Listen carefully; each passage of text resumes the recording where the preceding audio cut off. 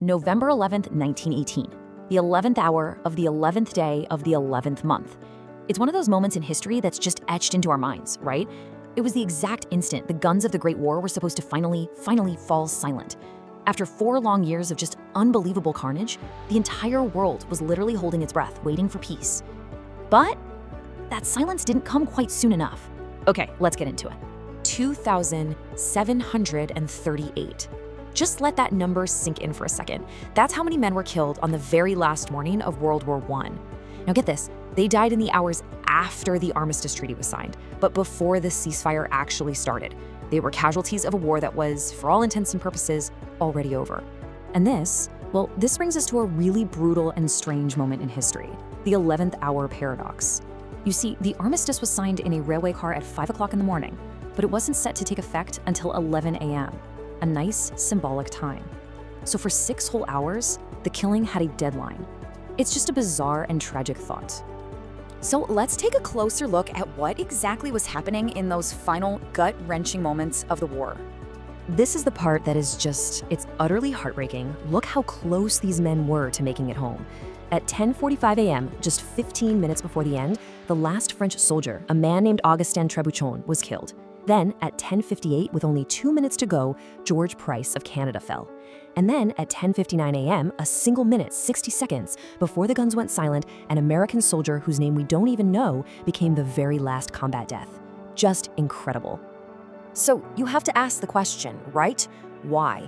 Why keep fighting when you know the war is ending in a few hours? And the answers are, well, they're a tragic mess of human nature. For some guys on the front line, it was just pure disbelief. They'd heard rumors of peace for years. For others, you had ambitious commanders ordering one last attack, to grab a final piece of land. And in some places, the news just literally didn't get there in time. To really understand how this all ended, we have to go back those 6 hours to that railway carriage deep in the Compiègne forest. Because what went down in there, it wasn't a peace talk, it was a surrender, plain and simple. So this is the German delegation, and it's led by Matthias Erzberger. Now, this is a huge deal. He was a civilian politician, not a military general. This was the first time in history a civilian was sent to sign a military armistice. He and his team had to travel through the absolute ruins of northern France, a journey he called his Way of the Cross. And they showed up horrified, exhausted, and with zero bargaining power. This one quote just captures the whole atmosphere in that train car perfectly. When the Germans got there, the Supreme Allied Commander, Marshal Ferdinand Foch, greeted them with these stone-cold words, "I have no proposals to make." That's it. There was going to be no back and forth. The Allies were there to give orders, not to have a discussion. The whole process was basically a ticking clock. The Germans were handed the Allied terms and given just 72 hours to accept them. No ifs, ands, or buts. With Germany itself collapsing into revolution and its armies falling back, Erzberger's hands were completely tied. So at 5 a.m. on November 11th, he signed. So what did he actually sign? Well, the terms were designed to do one thing and one thing only, to completely gut the German military, to make it totally incapable of ever fighting back again. An empire on paper. Okay, let's run through this. First, they demanded the immediate surrender of 5,000 pieces of heavy artillery. Next up, they had to hand over 25,000 machine guns.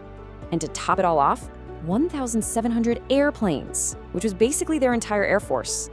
This wasn't just disarmament, this was demolition. And it didn't stop with weapons, not even close. Germany had to pull out of all occupied territory, they had to surrender their entire fleet of U-boats, they had to hand over thousands of trains and railway cars, which basically crippled their ability to move anything. And here's a really crucial part. They had to release all Allied prisoners of war right away. But German prisoners? Nope, they had to stay in the camps. And on top of all that, the naval blockade that was starving the German people, that was going to continue. Now here's the thing you have to understand. This incredibly harsh armistice, it was just the beginning. It was just a temporary ceasefire that set the stage for what many would call a deeply flawed peace. A peace that would, ironically, lead directly to another world war.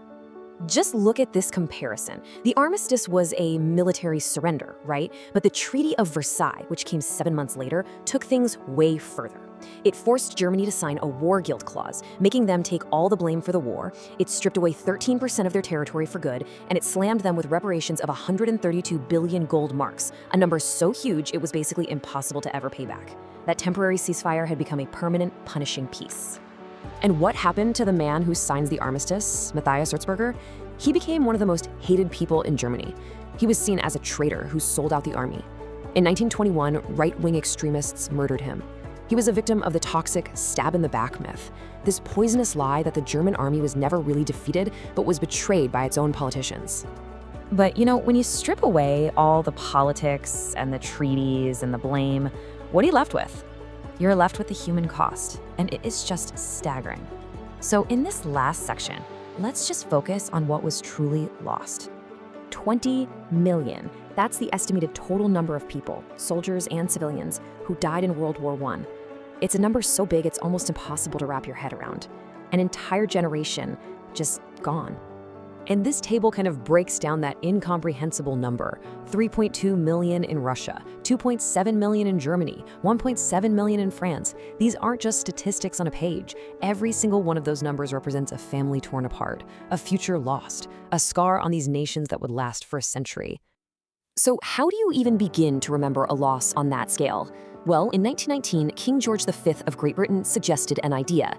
He called for 2 minutes of silence on November 11th, so that, in his words, the thoughts of everyone may be concentrated on reverent remembrance of the glorious dead. And just like that, a global tradition was born. And that leaves us with this final question, doesn't it? It was called the War to End All Wars. And yet, the way it ended directly paved the way for an even more destructive war just 2 decades later. So, as we remember that moment the guns finally fell silent, you have to wonder, what did we truly learn at the 11th hour?